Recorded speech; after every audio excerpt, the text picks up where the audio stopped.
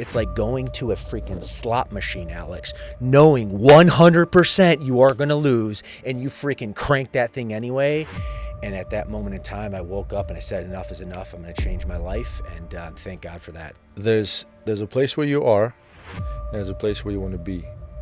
And the road between where you are and where you want to be is a lonely road.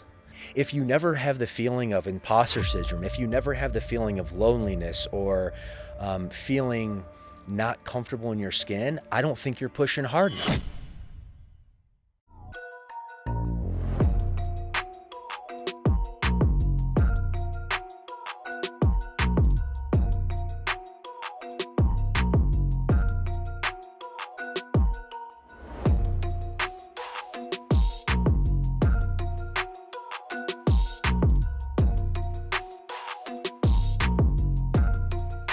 What's going on, everybody? Happy New Year. Welcome to the Purpose Over Pleasure podcast with your host, Alex Payne. And we're starting off this year with none other than Bryce Hansen, the CEO of Fit Body Bootcamp. Brother, I've been trying to get you here for a long time, but I know you're busy, and I appreciate you coming down here. It's an honor, man. I know you had a drive, and you carved out the time to be here. So thank you for being here with us, my man. My brother Alex, I am fired up to be here. Yeah, it took us a little to get this in the calendar, man, but just absolutely fired up to be here to serve. Thank you. Let's first talk about the reason why it took you a while to get here, which I think is a very important reason. It's your book, brother. Ooh. How was that going? So I'm writing a book called Turn Adversity into Advantage. And I tell you, shout out to all the authors out there. I have a newfound level of respect for authoring a book. And you are a student of leadership, a student of life. You have an awesome book shelf behind us. But it's been a journey. I've been working on it for a better part of a year now. We're shooting this in January of 2026. Target is to be released later this quarter. I'm actually talking to my book publisher next week. But the vision behind this book, and I feel like a lot of things in life are, most things in life are acquired from a skill set perspective, development, training. One factory installed thing by God is I've been able to turn bad things into good, turn the worst moments of my life to ultimately advantages. And that's the essence of the book, because let's face it, we all go through pain, we all go through hardship, we all go through struggle. So in this book, I reverse engineer the 5 steps on how to do that in my life. And as a good storyteller, I mask it around the 5 phoenix levers. The phoenix is in Greek mythology, the symbol for transformation. And at the end of the day, I've always been in the transformation industry, from fitness to fat loss to basically serving my franchise partners. So I thought it was an incredible analogy and metaphor for life. But it's been an incredible journey to write this book, and I'm excited to get it in your hands and the hands of your audience when it comes out in a few short months. I'm excited to read it, man, and add it to my library. I'm looking forward to that. That's good. You know, the reason why I wanted to, there's multiple reasons why I wanted to get you in my studio and talk to you is me and you have similar stories, similar backgrounds, similar upbringings. I know I can call out at least 3 things that we have in common. First of all, we both have fathers that battle with certain demons, alcoholism. Number 2, fitness changed both of our lives separately, but it did. And number 3, both of us, and I, just like you, I know for me, my pain is my adversity. I'm the type of person who you can motivate me all you want, but you piss me off and you tell me something that I'm not going to amount to, or I can't, or I won't do it. I will turn that, I will ignite that, and I will keep going and use that as fuel until it burns out and I get to the next level, the next person who pisses me off. So those are at least 3 things. So let's start from the beginning. What makes Bryce? And let's go way back, brother. Yeah, man. Well, you talked about adversity and pain being fuel, and I think that's really what it is. It's energy. I mean, if you look at anything in life, the good, the bad, the ugly, in this particular sense, we're talking about pain, trauma, adversity. And sadly, there's many people in life that take that pain, take that challenge, take that energy, and they become victim mindset. Poor me, woe is me. But a guy like you and I take that and actually use that as fuel to make ourselves better. And I think I wanted to really reinforce that point, because that really resonated with me. And that's a pillar and principle in the book. When I first started, or back in the day, first starting my journey, I came from humble beginnings for first world standards. And I have so much respect for you, being an immigrant, being a legal immigrant, making our country better. Think about the pain, the challenge, the adversity, you moving not only countries, continents, having to learn another language. Our mutual friend Bedros talks about the immigrant edge. And I think so highly of you, Alex, for that. So I wanted to start there. But the first 10 years were very volatile. My mom is an amazing soul. She's actually with us in studio today. And Mom's listening to the yeah, story. look at that. Make sure to give her a shout out. Mom, love you. And incredible salt of the earth person, and she just picked the wrong guy. And my father was had his own demons for sure. He was a drug addict, addicted to alcohol and gambling. Wasn't a good father, and I don't think he meant well. I think his addiction took the best of him. And as you would imagine, growing up in that environment, and it wasn't all bad. It was volatile would be the best way to describe that. But when things are volatile, you develop a situational awareness around things very quickly. And I think that became a superpower and a blessing that I take with me to this day. My mom did the best that she possibly could to hide us from that, to kind of shelter us from the volatility of my father. And then one weekend bender, he came home and unfortunately had way too much to drink and gambled away the mortgage payment again.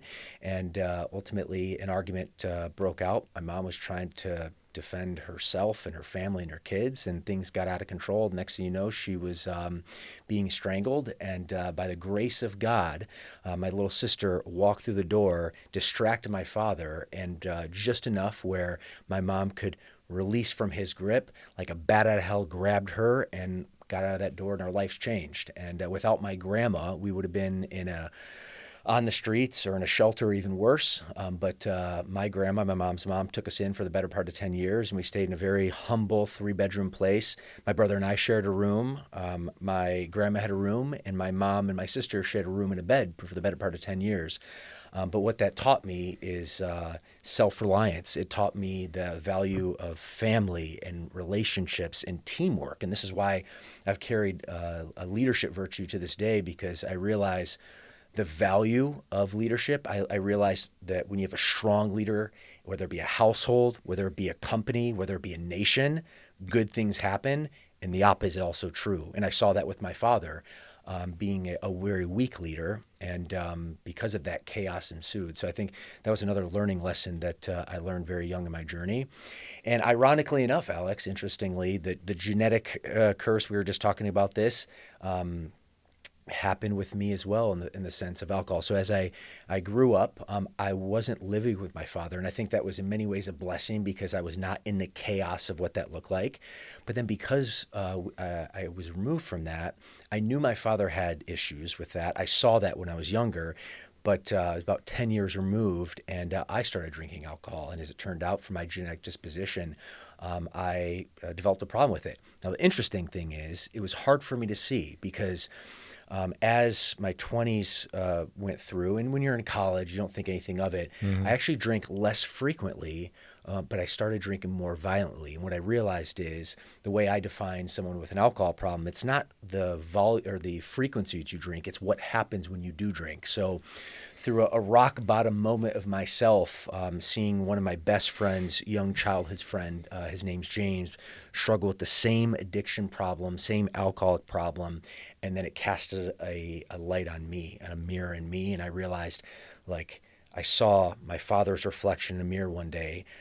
I saw the generational curse, and I thought to myself, this is insanity. It's like going to a freaking slot machine, Alex, knowing 100% you are going to lose, and you freaking crank that thing anyway. And at that moment in time, I woke up and I said, enough is enough. I'm going to change my life, and thank God for that. So that's the foundation, a few learning lessons that I've taken with me today. Man, it's funny how you talk about the genetic disposition. I used to believe in that primarily, but now that the more I'm learning, the more I'm in the Word of God, it actually does come down. The Bible talks about that, and I think it ties down to the leadership. It comes down to us men, to at some point in any generational line. There's one child, whether it's a boy or a girl, man or a woman, that say, okay, enough is enough. Like this stops with me. And it's tough, man. It's tough. Like I know, as you telling me your story, I'm reliving my story. Like in my mind, what popped out is I remember my brother was also an alcoholic and a drug addict, probably because of the predisposition, because of my father, what he saw growing up, and my father hated my brother at some point of his life, and then they would get into fights, like violent physical fights, and at some point my brother, in the middle of violent rage, grabbed a knife and was trying to stab my brother. My mom got in between and she got stabbed instead. So that's like my childhood. So as you tell me your story of what your mom was going through with your dad, I was like, I'm reliving my life. So I don't think it's fair for children, and me and you both were still children at that time, to see that. But ultimately, I think it became a superpower. And I think the message here is that I preach and you preach is we're not alone. There's hundreds of men out there like me and you out there. But I think that the cherry that makes on top that makes us different is that we took it as an adversity versus using it as an excuse to become just like them.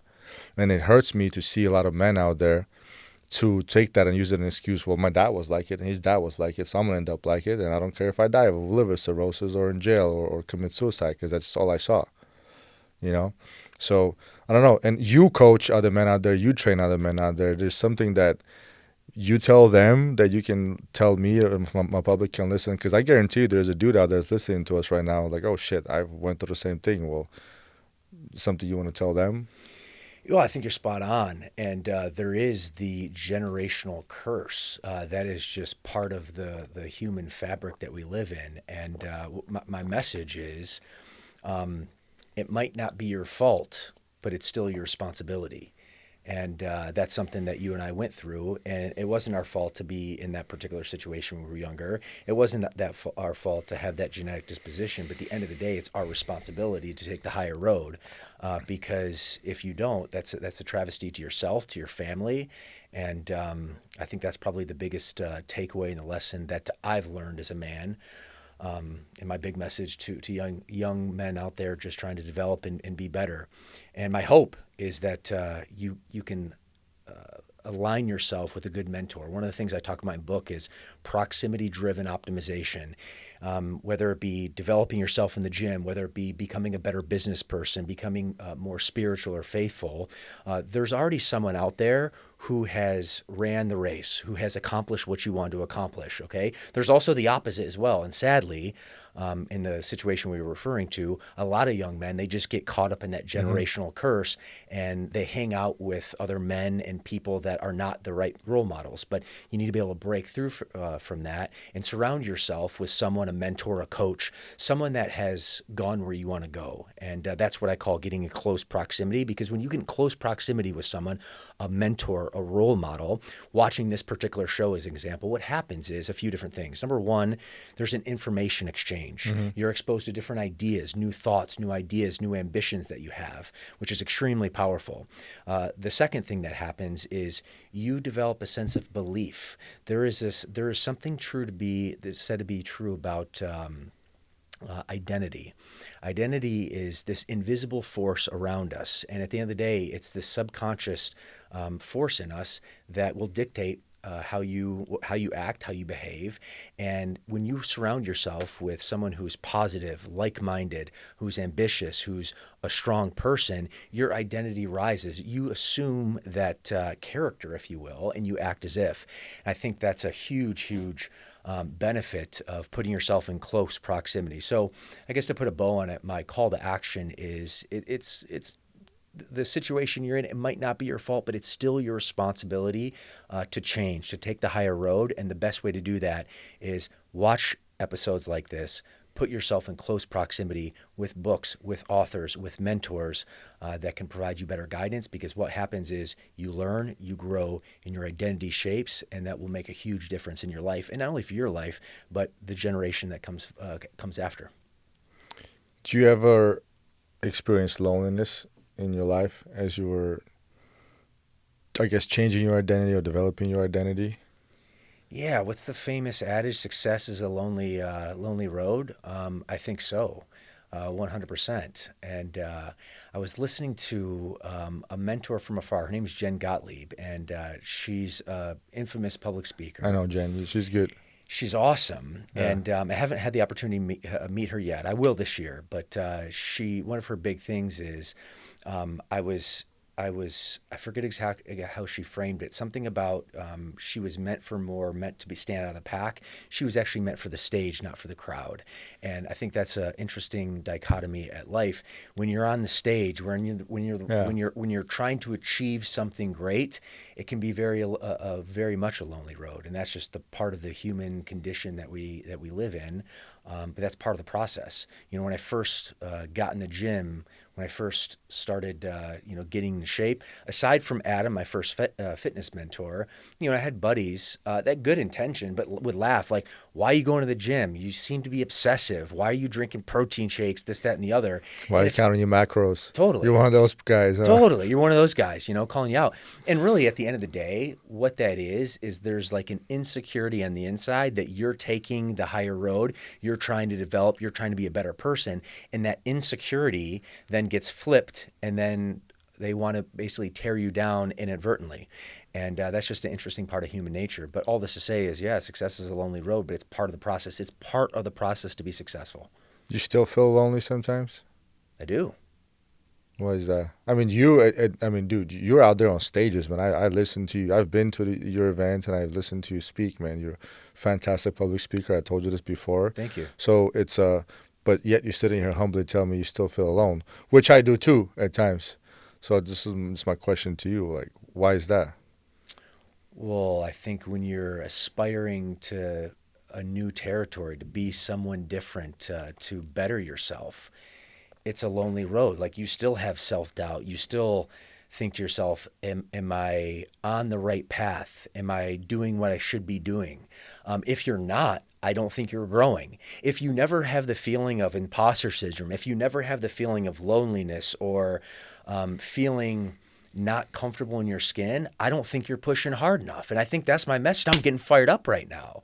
Because when I look back, Alex, at like every part of my journey, whether it be fitness, whether it be my battle with alcoholism, whether it be my battle or my quest to learn a different language, we'll go on that tangent for a second. So I'm with my wife, Tatiana. She's also here. I got the entourage today. And in 2010, I decided to drop myself on an island 7,000 miles from home. And I have a lot of respect for you, as I mentioned before, coming from that immigrant edge, having to, acclimate to a different country, to a different environment. It's really hard. And the backstory why that is I had a few very influential role models in my life. One, my grandma Josephine. She was Polish-American. Growing up, she spoke Polish, and that really impacted me. But for an example that we can all relate to, a guy named Kobe Bryant, okay? Kobe Bryant, just this mindset of assassin. The Mamba mentality. The Mamba mentality. So Yeah. growing up in Michigan in the winters, of course, like dreaming in California, Kobe Bryant was my idol. This guy just dominated this assassin's mindset. He was also fluent in Italian. He lived there for 6 years younger and proficient in Spanish, and I thought that was pretty phenomenal. So that implanted in my soul. But about 2008, 2009, after I went through a fitness transformation, I went to a personal growth seminar. And I'll never forget, Alex, this guy talked about self-mastery and self-growth and wanting to put yourself in a situation where you could grow and be so mentally strong that you could drop yourself anywhere in the world and not only survive, but thrive. And Alex, I didn't know the answer to that question at that time. So I thought to myself, I need to test my mettle. And through a long sequence of events, I had visited Rio de Janeiro, Brazil for Christmas about a year and a half prior. Growing up in the Midwest, great place, amazing salt of the earth people, not the fitness capital of the world. And our winters, which you can relate to, coming from Russia, were filled with snow. Yeah. So I arrived to Rio de Janeiro, Southern Hemisphere, the week before Christmas. It's like the 4th of July on steroids. Every part of my inner being was like, it should be extremely cold right now, a foot of snow, and it's just like freaking. It's weird. It's weird that this internal dichotomy, and I thought this is it. So I decided the course was set after that seminar, having going through that experience. I'm going to test my mettle. I didn't know the answer to that question. So I ended up moving to Florianopolis, this little island in the south of Brazil next to the Uruguayan border. It has 47 beaches. It's known as the vacation destination of South America. But more than that, it was off the beaten path.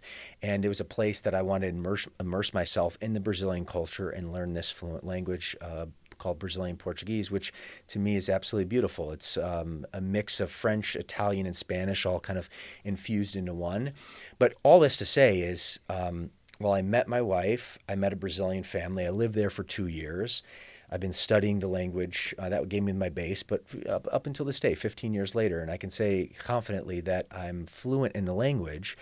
But when I look back at that, it's a lonely journey. My friends and my family are like, what are you doing? You're moving where? You're moving to a third world country? I saw the movie City of God. Bryce, you're going to get killed. Please do not do this. It's a good movie. And I think there's probably a lot of truth to that. Yeah. Like, yes, I mean, it's, when you compare it to the richest superpower the world has ever known, it's a different environment. But all this to say, Alex, and that's one example of many, but my point behind this is when you're achieving, when you're trying to grow and trying to achieve something bigger, a version of you that's not yet achieved yet, you're going to feel like an imposter. You're going to second guess yourself. You're going to be lonely, and you're going to ask yourself, am I really on the right path? And that's why going back to proximity driven optimization, you got to put yourself in the rooms with the right mentors. The right people are going to cheer you on and get you fired up and support your dreams, not pull you down. You know what changed my life? And I struggled with loneliness and not fitting in for a good part of my life. And then one day, it might have been a few years ago, I'm sure you know who Alex Hormozy is. Of course, yeah. And I was watching a podcast with him, and he said, there's a place where you are, and there's a place where you want to be. And the road between where you are and where you want to be is a lonely road. And when you take off, there's crabs and I kind of changed it. That's what he said that. So that resonated with me. Oh, yeah. I was like, wow, I've been feeling that for a long time. And then the longer I go on my journey, the more I, observe people, my friends, everybody's friends, people who always, doubt you, question you, make fun of you. I'll even add that when you take off from where you are, you're being pulled like a crabs in a bucket. Then you finally escape that. Then you're just lonely, all lonely. And finally along that journey, you start meeting some people who are also on the same journey, and you all going to the top. But the thing is, I think what most men struggle with, and I coach some guys on the side, it's not official, I don't broadcast it, but there's a few guys that I mentor on my own time. And they all say the same thing. Like, nobody understands me, and I'm lonely. I'm like, yeah, that's part of the journey. First, you're going to experience crabs in a bucket. Your friends are going to make fun of you. Your family are going to make fun of you. If you tell me to stop drinking or you're counting macros, and they're not going to understand you, then you're going to be just lonely. And then you start meeting people who are on the same path as you, and you're like, oh, well, this road is not so lonely after all. Like, this guy understands me. This guy understands me. And next thing you know, you have a whole community of people, which you said, you dropped some fancy word, proximity optimization or something. You're full of fancy words, Bryce. I don't even try to keep up with you. But that made total sense. You end up being surrounded by different people, and just sitting here every time around you, bro, there's like a vibe.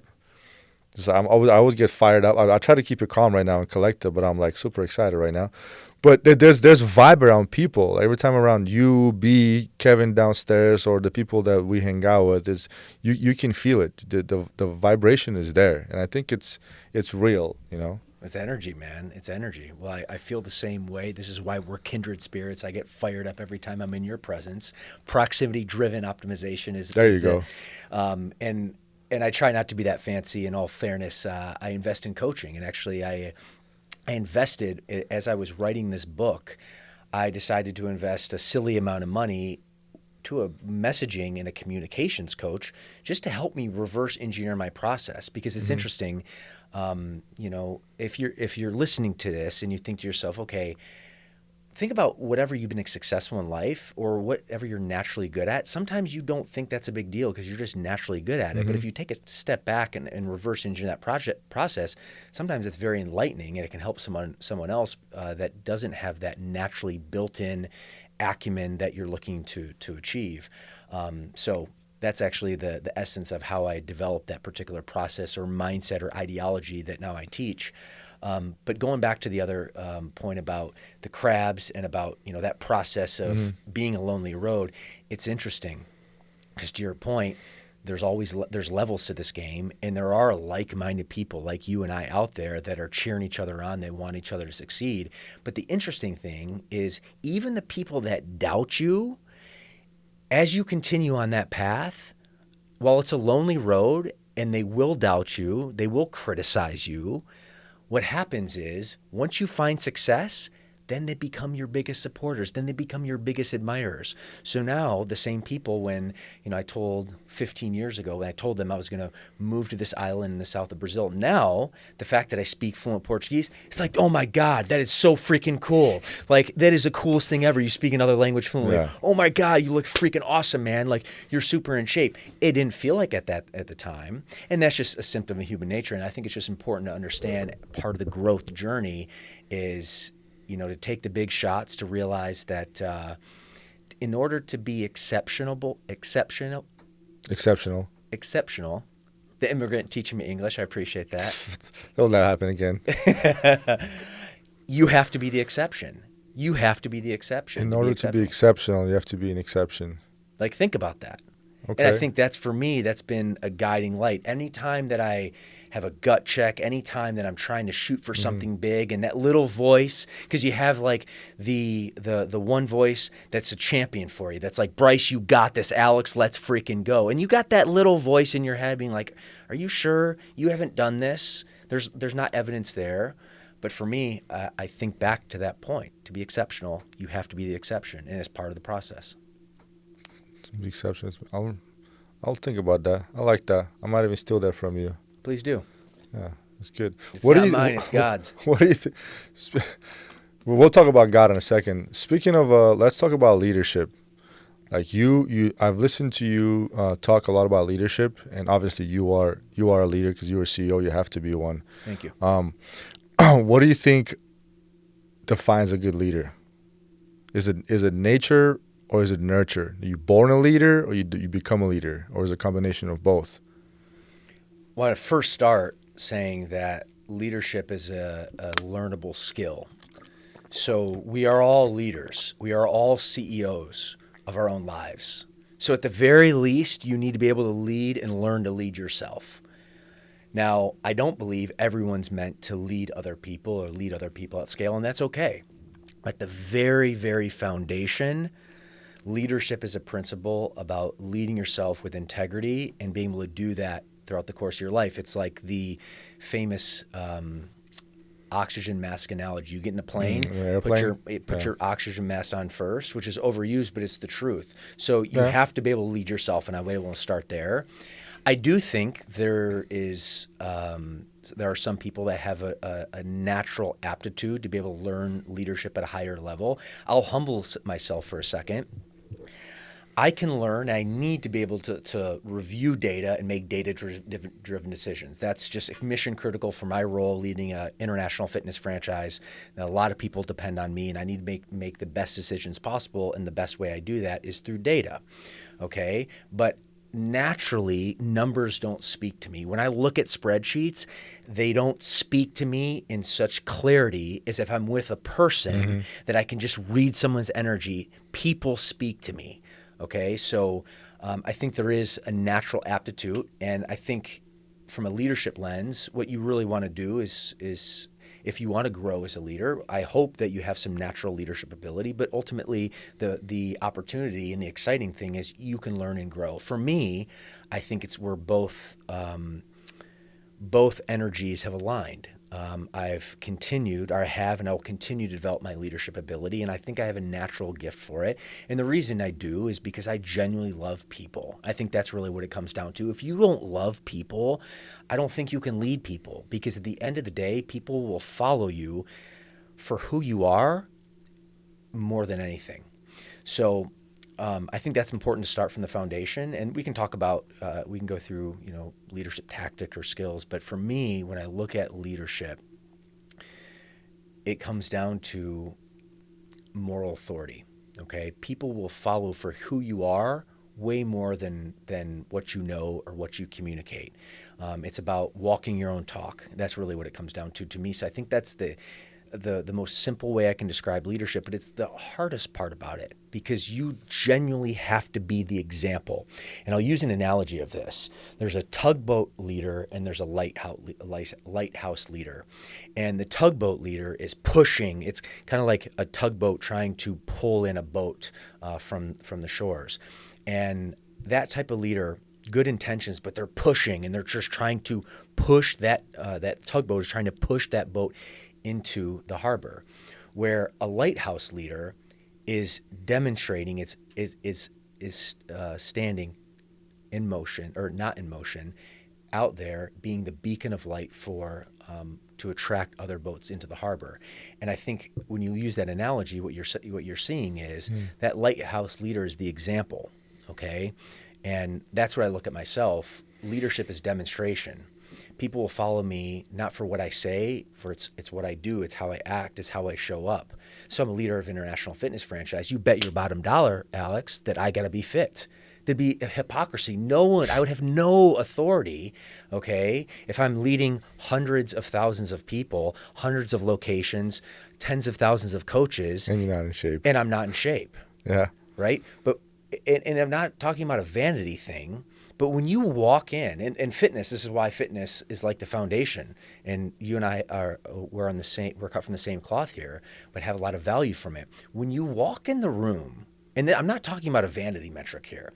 I'm just saying when you walk in the room and you're one of the best, you are one of the most in shape people in that room, there's a clear understanding that you have a high level of discipline, that you can clearly lead yourself, and that at some level, you're qualified to lead other people. So fitness is also a demonstration of leadership as well. So for me to put a bow on like the foundation of leadership, it's moral authority. And what I mean by that is you talk your walk.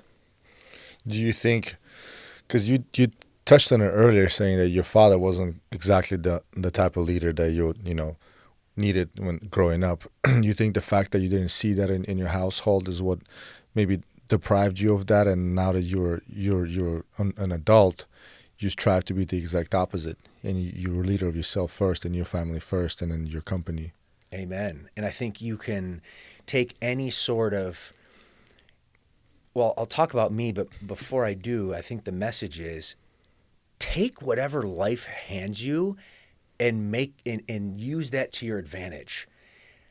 I hope you're listening to this right now and you have a freaking awesome father who is an amazing role model, who basically is in shape, who cares for you, who's a breadwinner, who's a great parent, who's a good spouse, who's a good father. I hope that for you.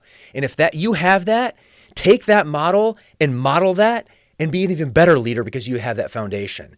But at the same time, if you're coming from a situation like ours and you don't have that, well, the value that I have is I can take what I didn't have. When I look at my father, I don't think he's a bad guy.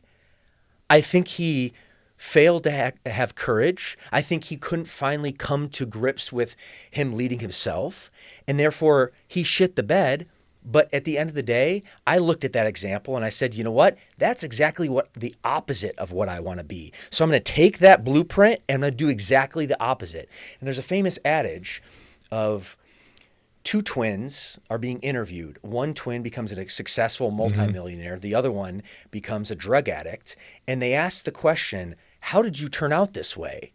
And they both looked at themselves and they said, to the interview, and they said, well, I just watched my father. Well, as it turns out, the father was a drug addict. So one of them, the sons, the twins, saw that model and did the exact same thing as his father. The other son, the other twin, did the exact opposite of that. So I think that's a good analogy to bring home. But for me, going back to the point, take whatever life hands you and use it to your advantage. And that's the essence of my book. That's the essence of my philosophy. So for me, I had the exact opposite of the guy that I wanted, and I used that to my advantage. I think, if I'm being very honest, probably the worst situation you could be in is just kind of have a mediocre father who's actually not good or bad. Lukewarm, yeah. Like lukewarm. Yeah. So in many ways, I feel blessed. What fortune I had, Alex, that I saw at a young age the guy I didn't want to be.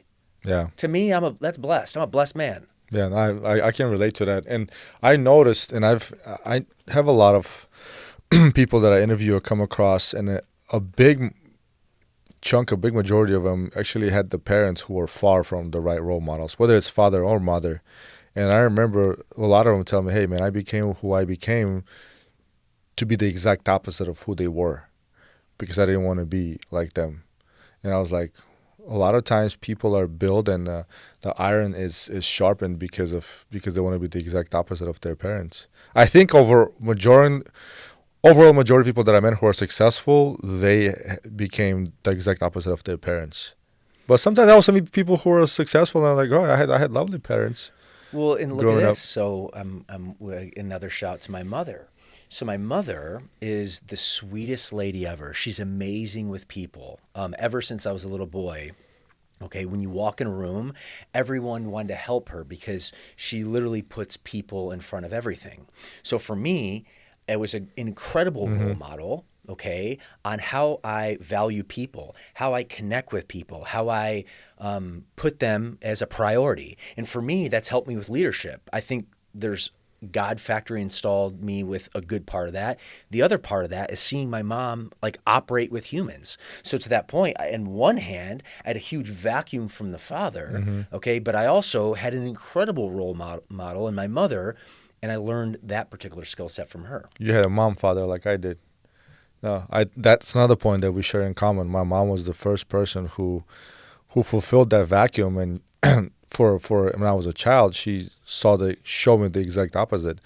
My mom, just like I'm sure your mom, dude, like that lady, she had my father made her life a living hell. Like she ran from him. She came to this country to run from my dad. To escape. To escape, yeah. And she lived her life for her children, me and my two siblings, and she dedicated her entire life to her children, which is us. Well, that's another thing we have in common, my friend. It's another thing we have in common, and she gave me the foundation of that love when I was a child. Now my wife kind of does that because me as an adult, growing up around violence, physical abuse, being a cop for almost a decade, seeing violence, dealing with my own addictions and demons and anger issues and violence again. I know I said it multiple times, but now kind of my wife is like that for me. She's like, okay, you need to calm down. You need to study the word of God more. You need to get rid of your cynicism, your judgmental mentality, all those bad habits that you developed and growing up and having to be like surviving on your own and having to be always in fight or flight mode and to me it's like another level of life, but it is different, and I'm still battling those demons. How did you accept that when your wife, I mean, good on her, good on you for having the wherewithal to attract a beautiful lady in your life like that would that's a great person and would be able to provide that insight and feedback. But I am curious from a human nature perspective, when she started to shine a light on that, was that easy to see for you? Did it take you some time to realize that what she's saying, there's probably some truth to? It's taking me some time, man. We literally had this conversation not so long. Literally last night over dinner. Every Friday night we try to have a dinner night, date night. It's been like that for a while. I made it a point, but now with the baby, it's still a date night Friday. Congratulations, by the way. And thank you. And we had a conversation, and she told me for the 10th time again. She's like, you're a lot. You're a lot to deal with. And I told her, listen, when you jumped on this train, I told you I'm a lot. This is a fast-moving train. You jump on it or you get off on the next stop. But I'm not stopping moving. But I am a lot. I know I'm a lot. I am not your average person. I come with a lot. I have high standards and expectations. But also, I think I'm humble enough to accept the fact that a lot of times she knows better and she's wiser than me. Because I am quick to judge, and unfortunately I learned that on the job as well. First responders are extremely judgmental people, and I've been battling that for a long time. Which probably clearly has a negative aspect to it. It does. But it also probably is a survival mechanism as well. Yeah, it is. And it is because when your job requires you to deal with the scum of the earth, for at least 40 hours a week, and I did double that, 80 hours a week, and I've seen evil with my own eyes, just like any other cop out there, unless they're just working front desk, and even then they can. By the way, thank you for your service. Thank you, brother. Appreciate that. No longer in service, but thank you. Well, you did. You put an incredible body of work together. Thank you. In that definitely changed me as a person, and it took me leaving the force and looking at it from a perspective of an outsider, and I was like, whoa, that's one big childish high school full of gossip and people just talking smack and being judgmental, just like any other corporate job out there. Mm-hmm. So it happens. But I think when it comes to relationships, I think humility is what allowed me to listen to her, because she's wiser than me, and I put her through a lot, I'm not gonna lie, and she's going through a lot, especially with the baby. And me running multiple companies, yeah, I gotta give her grace, man. And she's got the patience of an angel. God definitely sent an angel into my life, because Well, that's another thing we have in common. Yeah, I know. Yeah, man. So I must have done something right in my previous life or in this life, because when I met her, I was not looking for a spouse at all. I was dating other women, and somehow I actually tried to get rid of her. Yeah, I tried to, because I was like dating four other girls at the time, 4 or 5, and I was like, how'd you see the light? it's weird. Speaking of God again, I think she was number 5 at the time when I met her, and I started dating her, and I was like, okay, I had enough. Like, I went into like a celibacy run. I was like, I need to get rid of them all. Like, I need a clean slate. So the point was to get rid of all of them, and somehow this one just made her way into my heart. And I remember driving home one day, I'm like, God, I don't know why, but this one I can't get rid of. Like, I want to keep this one. And yeah, I got rid of all of them, and I kept this one. Next thing you know, I'm proposing to her in Bali. Next thing you know, I'm holding my baby, and next thing you know, we are where we are. So I don't know, man. Like I said, it was God's gift to me somehow. Yeah. Well, that's awesome. Thank you. Super happy for you, and Thank you. well-deserved. So going back to what you said, man, I think humility is what allowed me to be a better person, a better leader. You took the words out of my mouth. My next phrase was going to be, that's also a characteristic of strong leadership. I just had an epiphany through you. Yeah, I think humility is very important. You talk about that a lot too. I think you're very humble, and every time we talk, I've never seen anything from you. You're always humble. You always, at any event, you always talk to people. You have that thing about you where you're genuinely interested in people's business. Not like their business, but in who they are and what they are. Because I remember the first time I spoke to you, like, you started asking me about where I'm from and my immigrant background. I was like, whoa, who's this guy? He's like genuinely interested in my. Like, first I was like, mind your business, but then I was like, yeah, man, let me tell you about where I'm from. So we talked for a while. Yeah. I got a funny story, actually. I'll enlighten you. I just gave a keynote in Dallas last week, so I cited this. But thank you, first and foremost. But generally speaking, you're an interesting guy. Thank you. I'm going to start there. Going back to the question about, is leadership nature or nurture, it's both. You definitely, I want to reinforce this point, there's leadership skill sets that you can acquire. It's humility, it's strong communication, being able to cast vision, being able to inspire other people. These are some tactical things that you can acquire to better your leadership. But I go back to the point about the curiosity about people and how we're wired. Now, for me, I am not interested on how things work, okay? Say this mic, Alex, were to break, or say on the ride home, like my tire pops off, I'm going to call my wife, because I'm not interested in like on reverse engineer and trying to figure how the thing operates. However, on a flip side, give me some people, and I'm just fascinated with how people operate. Like your story, growing up in Uzbekistan, okay, speaking fluent Russian, that's your first language. You came over here. I was blown away, okay, when I found out that you were 16 years. It wasn't like you were 8 years old when you came here. You're 16 years old, and you sound American. I'm like, how did you learn English so well without an accent? That's freaking mind-blowing to me. How'd you wind up in Southern California? Like, extremely interesting. So that's something I'm just factory installed in. And it hits a little bit differently at this moment in time, but the story I told in Dallas, Texas was around how I'm just interested in people. And it was 2016 or 17. I hate shopping, but... You and me both. Oh, another thing we have in common. Yeah. Tatiana wanted me to go to the mall with her, so I obliged her on some Sunday. She was shopping, and I forget exactly what she was, looking to buy. And so she walked into the store, and I'm not interested in like looking around. So this guy who's selling watches in this little kiosk, he's an Asian guy, he's really from Pakistan, kind of flagged me over. And I'm a student of leadership, and I'm a student of sales as well. So I'm genuinely interested in, this guy, learning about this guy. And I also want to hear a sales pitch because I'm curious on the hook and the offer and all that. So Yeah, we're you would, dude. so we're just diving in, chatting. He's trying to sell me a watch, but more than anything, I'm like, just getting to know him. Asking a bunch of I questions. can only imagine how the conversation went. The guy trying to sell you something, you trying to learn about him. Totally. But I'm thinking, like, how did this guy come from this little village in Pakistan, wind up in Brea, California, trying to sell me a watch? Like, that's fascinating to me. And then finally Tatiana, which is hilarious, immigrant to immigrant, turns over, she finishes the store, and as she walks over, she hears me like asking the questions, and her words interrogating this guy. And she's like, forgive me, he's not from immigration. He's not going to take you away. Now, that story hits a little bit differently now than 10 years ago, but the truth behind it is... I'm looking at you laughing. The stuff she goes through. True story. The truth behind it, though, is... in order to lead people, you have to be interested. You have to have a level of humility. And there's a dichotomy in leadership. We talked about extreme ownership. Jocko Willink, an incredible mentor from afar, a gentleman who I've been able to share the stage with on one occasion. And he talks about the dichotomy of leadership. And it's interesting, going back to leadership principle, in order to be a strong leader, you have to be bold. You have to be decisive. You have to be confident. Yes, these are all things that are true. This is like the one pillar.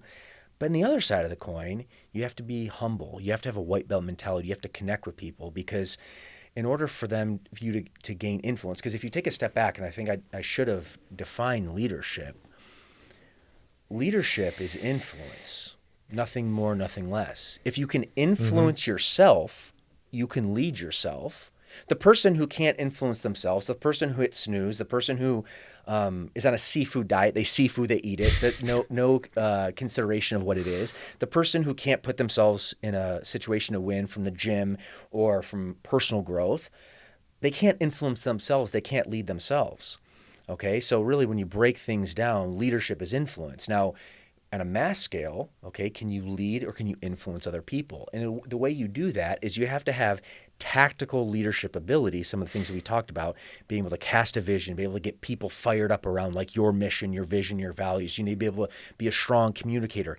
No one can read minds. Okay, maybe Elon's going to figure that piece out at some point with AI, but right now, at least for what I've seen and learned, people can't read your mind. You need to be able to be a strong communicator. You need to be able to articulate the message, the vision that you want to manifest. Okay, so these things are all true, but you also need to be able to connect with them. People need to know that you have their best interest at heart, and they need to know, Alex, if as soon as someone walks away, okay, and you're talking with them and they walk away, they need to know that you care about them, that you're going to speak truth and honesty, and you're going to be a champion, and you're not going to talk BS when they leave the room. This is about trust. This is about integrity. This is about connection. And I think these are all important principles on being a good leader, but also being a good person. It makes sense. It makes a lot of sense, actually. And I can't help but think about the example of two different leaders that you gave, the tugboat leader and a lighthouse leader. And I mean, kind of that caught my attention. I've been thinking about it ever since you talked about that. I think I'm trying too hard to be a tugboat leader, now that I think about it. So maybe I need to switch that and be more of a lighthouse leader, because I feel like I burned myself out trying to like push people towards their own greatness. But I also know damn well, and I preach that you can't help somebody who doesn't want to help themselves. So I'm kind of fighting my own battle right here. But it's hard. It's part of the process, my friend. It's part of the process. So certainly I started out as a tugboat leader. There's no doubt about that. And I think as long as your intentions are pure, I mean, that's the foundation. And it's just learning to develop that skill set on learning to be more of the example, setting the expectation, and then allowing people to hit that expectation. That's really like the dichotomy of what it looks like. But for me, that visual is like extremely strong. And when I learned that visual, it was hard for me to unsee. And it's still a work in progress for me and for all who is aspiring to be a strong leader. But that's what I found is most effective. Have you fire a lot of people in over the years? Did you hire more or you fire more? Both. Both? I like to think from what I teach my franchise partners, because you need to be able to sell, market, and lead. These are the three highest impact and income skills without a shadow of a doubt. And nothing starts until the sales and marketing process. You need to be able to attract clients in your door to be a successful business. But really long term, especially in a reoccurring business model like I have, long term, the most successful business owners in my franchise are the ones with the lowest attrition, meaning, in the words of my brother, they lock the back door, okay? Clients, they stay, they pay, and they refer. And that's extremely important in terms of being successful in leadership. And I forget exactly the point that I was driving there. What was the question you asked? Hired or fired more people? Oh, the question, going back to the point, is in order to have strong retention from a client perspective, you need to be able to keep your team. Okay, you need to be able to retain your team. Mm-hmm. So my big goal and vision, okay, is to make sure that my hiring process is on point, that we weed out, we do proper vetting, and then I pour in a lot into my people, because that way they can stay with me for the long term. I mean, I have a handful of teammates that have worked with me over 10 years, Mm-hmm. and that's incredible retention power. So going back to the point, you need to be able, as a leader, you need to be able to be a good recruiter, an incredible recruiter of people and talent. Okay, that's another, I would say, tactical skill set of leadership. So from a hiring perspective, that's part of the process. You also need to be able to, free up someone's future and let them go, because at the end of the day, there could be a performance issue, it could be a life issue, it could be things outside of the four walls in your professional environment that are affecting them in a negative way. And you need to be able to have, tough conversations and let people go that are not aligned with your mission. So going back to the dichotomy of leadership, you need to be both. It's not one or the other. It's funny we talk about that. Just earlier today, we had to fire a guy. He's fairly new. He's only been with us for maybe a couple of months. One of our electricians. Mm-hmm. The guy had a drinking problem. And I caught him one time. I gave him a chance, and he swore up and down that he will not let us down. And he did again, and then it was time to let him go. And it's just, so you start questioning yourself, like, well, did we make a mistake? Because everything always starts great. It's like, where do things go wrong? It's always like the first week, first month, it's always great, and then just things go downhill. And then should we even continue to give people second chances, or should we just implement the policy? Or you miss out one time, your history. So, I don't know, the questions that you ask yourself as an entrepreneur. I don't know, only us entrepreneurs, I guess, have to deal with those kind of problems. I'll tell you, man, 9 to 5 was easier. 9 to 5 was a lot easier. In many ways. I tell Tatiana all the time, like, there's this little part of me that wish I was just this Bryce, your Joe six-pack, what I call him. The 9 to 5, he clocks in at 9, finishes at 5, comes home, has this six-pack of beer, and just sits and watch television. There's just a tiny part of me that is envious of that, but I realize that's the night life that I are not cut out to live. That's not a life of impact. That's not the life that your audience wants, because otherwise they would not be tuned to this particular show. But it's almost like, now that you described that picture, I was like, man, I haven't done that in so long, if ever. Like, I've never been like that. I don't have a TV at home. We don't have a TV in the house. That's why you're successful, my friend. Thank you. But then that comes at a price. It comes at a price. Sometimes it costs. I guess not. I wouldn't say sanity, but I would be a liar if I tell you I didn't have an emergency room visit one time. I had shingles one time from stress. Do you know shingles come from stress? I do. Yeah. Don't get stressed out, bro. I had no idea shingles come from stress. It's a symptom that flares them up. Something somehow, but yeah. And then my first ever anxiety attack which is kind of like what happened to be. I've never had anxiety attacks. I used to make fun of people who had anxiety attacks. Like, what, anxiety attack? You're weak. Until I had one, and I was like, whoa, okay, time to get a little humble. Well, the word when you were talking about this was angst. You know, any successful person, anyone who's meant for impact, has this like undertone of anxiety. They have to some level, because there's a gap of where you want to go, what you want to achieve, who you can grow into, and where you're currently right now, and that friction point, that's tension. So when you said you're a lot, I'm a lot, I'm like laughing inside, looking at my wife, thinking, yes, she's like, you are a crazy man, Bryce. I love you anyway, which I'm so grateful for. But that analogy of like, this is a speeding train, and like we're going. I mean, there's a lot of value to that. There's a dark side to that, and there's a dichotomy to everything. So it's about self-growth and understanding the trade-off. There's a trade-off to everything. Does it come with elimination delegation, you think? Of course. To be successful, it's interesting. This year, our franchise theme of the year, I just sat off on a 2-day annual with my leadership team. In Dallas? Dallas is the training, and then we just got back on Thursday and Friday, this past Thursday and Friday yesterday. We did a 2-day annual leadership meeting, and we always lay out a theme of the year. So last year it was engagement, because that was a big opportunity for engage more of our franchise partners and clients. This year it's optimization. And when you think about optimization, a lot of it is elimination. It's about figuring out what are the essential few, what are the few needle movers. Like, for example, Alex, if you were to wake up tomorrow and say, okay, I could only do 3 things to move my business forward, like, what are those 3 things? Now, let's face it, like, as a business owner, as an entrepreneur, there's a lot of things you have to do. So I'm oversimplifying it, but I'm using this as a thought experiment or thought exercise. If you could only do 3 things, okay, what would those things be? Okay, that's at the essence of optimization. That's the essence of elimination. And that's where success is found. Yeah, that's something I need to work on better, because I'm realizing that the more I'm growing, the more we're growing as a company, we need to start bottlenecking things. Because a lot of our time, the more you grow, the more it's coming at you. The more it's coming, and the more people are knocking at your door. Like, the harder it is, but the more important it is to say no and to eliminate and to delegate.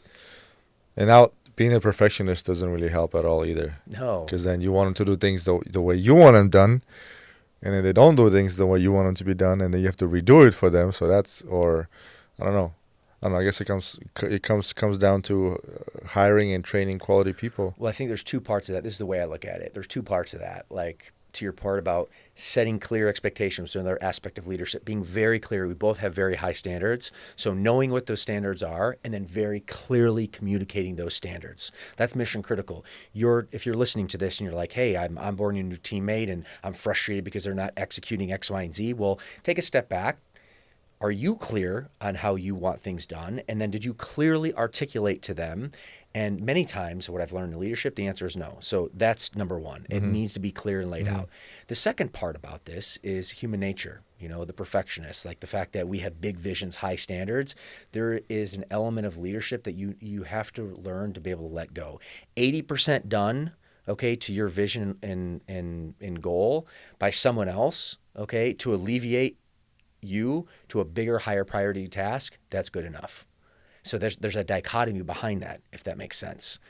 So that's the way I look at leadership, and that's important as you grow. Otherwise, you won't be able to scale. Because let's face it, as long as you can look yourself in the eye and know that you have a strong recruitment, strong training process, you've been clear in the expectations. At the end of the day, humans are flawed. Okay, that's just part of the process. So you have to be okay with being able to delegate something, and I'm talking about things that are not in the 1, 2, 3. Like the big things that are going to move the needle, they need to stay with you. The 80-20 rule, yeah. The 80-20, yeah. 80-20 rule is important. Makes sense. Okay. That should be my goal for 2026. Okay. Let's talk about faith. Yeah. Okay, because you told me earlier today that is your 2026 theme, right? Goal. My personal, theme. Where did that come from? Shoot. Well, and I seek a lot of inspiration from you, my friend. So I want to start there. So growing up, again, with mom in the room, she's a devout Catholic and had I feel very blessed, had like a very strong foundation of God, of Christianity, which I think is a good model to live by. And then when I moved to Southern California, nothing catastrophic happened, but just kind of drifted away a bit. And when I realized being a recovering alcoholic, so I just celebrated 9 years sober from alcohol earlier this month. Congrats, man. Yeah, thank you. And I share that not to say anything great about me, but I want to inspire someone. If you're, watching this and you have a problem with drugs, alcohol, whatever the case may be, there's a solution, and that's really my message there. But one of the principles of a 12-step program that I'm a part of is having a spiritual awakening. The fact that being connected to a higher power, and however you define that higher power. And for me, that's a big part of my journey. And I had a really challenging but growth-filled year this past year for many reasons. And one thing I realized is that there's a big opportunity for me to lean in my faith deeper, to have a closer relationship with God, Creator, Source, Universe, however you quantify or name the creator of all of this. And for me, it's been a focal point, or at least it's in the top of my mind. But it's been a opportunity for me, I want to say, to lean in further. So I started that journey a bit more closely this year, and I just think there's an opportunity. And what I do know to be true, the people that have, I would say, the most fulfillment, not the easiest lives. In fact, the big achievers, the people that are good people, that are doing great things in life, that have high amounts of faith, a lot of times they go through big hardship, challenge. So I'm not looking for an easier life, but I'm looking for more fulfillment, a closer connection. So I want to be very intentional about this year. So it starts with faith in God and Jesus and my Christianity faith. So that's important. And then also too, faith in my physicality. So, I got in shape 20 years ago, and it's been a daily routine for me since then. But for me, and I think you'll respect this coming from the service, but I'm going to jump in Brazilian Jiu-Jitsu this year and learn how to defend myself at a higher level. And because of that, have more faith in my physicality. There's levels to this game. Yeah. Whether it be fitness, whether it be business, whether it be faith, there's levels to this game, my friend. Yeah. And for me, that's what I'm looking to take to another level this year. Oh man, you're in for a spiritual journey, my friend. Because I'm telling you, it's not. When you step into the path of spiritual enlightenment and journey, the devil's gonna go after you harder. And I noticed that in my personal life. It's like when God is trying to clear you, not clean you of your sin, right? You obviously repent and salvation is there for you. But when you start getting your act together, the devil's going to really try to go after you. And I've been experienced that in all aspects of my life, in business, in my relationship, and he's going to come at you at all different levels. So just be strong. Like the book of Job is there for a reason. Job? Yeah, book of Job. Long story short, basically, God took away from him everything multiple times just to test his faith. I mean, you don't have to read Job. Abraham, God blessed him with a child. At what age? And then God said, well, give it back to me. And Abraham was about to kill his own child because of his own faith. And God's like, all right, we're good. Very last minute. So I'm not gonna lie. I'll be a liar if I tell you I haven't personally been going through that a lot lately. As I left my very well-paying 9 to 5, jumping into the world of business, entrepreneurship with a brand new baby, and on my own, dude. If it's all I have is faith. I took a leap of faith, like legitimately. And when things go bad, and they go bad sometimes, days in a row. When it's like, what is happening? Like, why is this happening? It's all about mentality, and all you have is faith at the end of the day. Because there's days where nobody would understand you, not your mentors, not your wife, nobody. And it's just you and the Almighty, dude. And you just you sit there and you talk, and you just gotta have faith, man. Faith is believing in something before you have any proof that it's even gonna happen. Kind of like business. Yeah, You there's parallels. yeah. Well, I appreciate that, and I seek comfort and gratitude in your guidance and your path, and it'll be definitely a spiritual journey this year, without a shadow of a doubt. Good luck, man. Good luck to you, Thank you. God bless you in your journey. But don't seek an advice from me, man. I'm the last person to come for spiritual advice from. I'm a sinner myself, but like I said, I'm a student. Yeah. I'm a student, and I'm trying to do better. And maybe talk to Father Michael Butler. I talk to him sometimes. He's a good source. I think it's an He's an incredible incredible piece human of being. coaching. Oh yeah. Yeah, Totally. that guy is amazing. Even though his spiritual I guess his church or his, what he Christian Orthodox, I would yes say. is a little different from mine, and but it's the concept's still the same. Yeah, and in my 12-step program, it's interesting. My sponsor always said that look for the similarities, latch on to the commonalities, Yeah. and then discard the differences. Because at the end of the day, Yeah. this Yeah. life of ours, spirituality, entrepreneurship, it's dynamic. There's a lot to it. There's a lot of nuance to it. So I will definitely that's the way I look at it. Like latch on to those commonalities and similarities, and then discard the trivial details. And one thing you're also gonna notice, man, the more you dive into to faith and into the book of the Bible, things start making a lot of sense, and you start seeing a lot of things make sense, and you're like, well, this a lot of things are happening. What God is gonna say is gonna happen, and it gets scary. It gets scary because if you think about a global perspective, what's happening around the world, man, the Bible talks about that.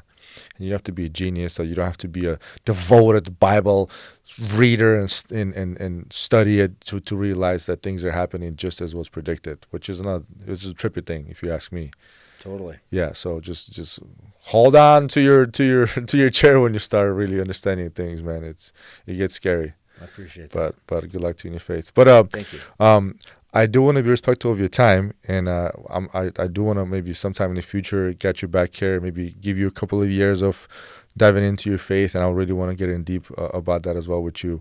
But I do want you to tell my followers and my viewers about how to find you. Maybe let them know what is it that you do, and I think you are a CEO of a fantastic company, the company that focuses on fitness and uses fitness to change people's lives.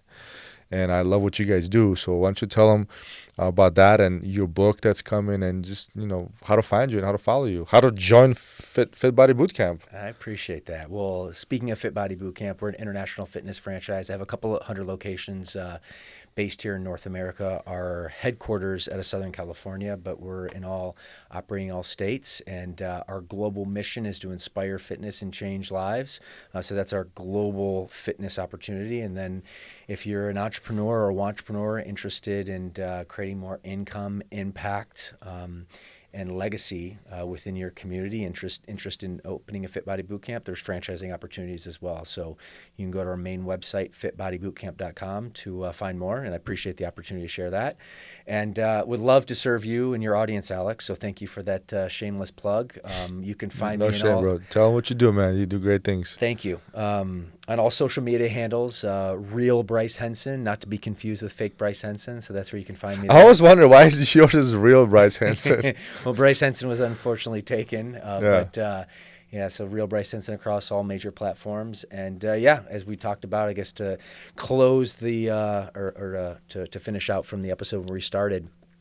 My book, Turn Adversity to Advantage, which is the 5-step framework, which I call the 5 Phoenix levers, on how to take any bad situation, any chaos, any trauma, and let's face it, none of us get out of this thing called life alive. So we've all gone through adversity, we all go through challenge, and my mission, I genuinely believe God factory installed and gave me the ability to do that, and the book will teach you to do that. So whether you're having a problem with addiction, or whether you're having problems with your marital life or your business, or just any aspect of life, it'll definitely help you. So Turn Adversity to Advantage is the name of the book, and you can find it on all socials. And lastly, my website is brycehenson.com. So my dude, it's been awesome collaborating with you the last couple of years, and I just appreciate you the invitation here. It's been incredible, and you just fire me up. So thanks for having me on the show. Thanks for coming here, man. I appreciate you. And for all you guys, make sure to follow him, subscribe to this guy. If you are looking for business opportunities and you love fitness, this is the guy to talk to. His team is the team to join.